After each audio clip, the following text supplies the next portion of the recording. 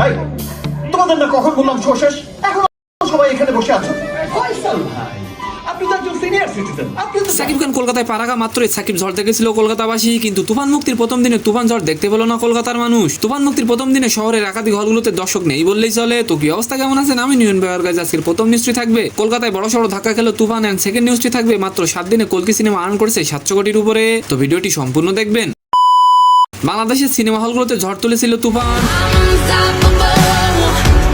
তাছাড়া দেশের বাইরেও ভালো ব্যবসা করেছে সিনেমাটি। বাট মুক্তির প্রথম দিনে দর্শক খরায় বড়সড় ধাক্কা খেলো রায়হান রাফি পরিচালিত সাকিব খান অভিনীত তুফান সিনেমা।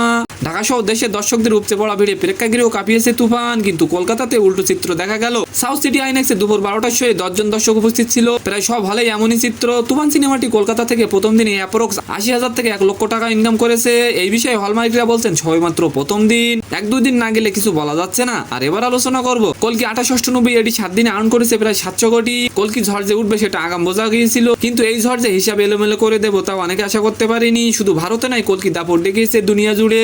বৈশ্বিক বক্স অফিসের নিরিখে এবছরের সবচেয়ে আয়কারী ছবি হলেন কলকি 2890 এডি। পরিচালক নাগর সেন বলেন কলকি ছবি দ্বিতীয় পর্ব শেষ হতে প্রায় 3 বছর সময় লাগবে। তো সম্মানিত দর্শক, আজকের ভিডিওটি কেমন লাগলো অবশ্যই কমেন্ট বক্সে জানাবেন। আর ভিডিওটি যদি ভালো লাগে অবশ্যই একটি লাইক দিয়ে আমাদের চ্যানেলটিকে সাবস্ক্রাইব করে দিবেন। ধন্যবাদ।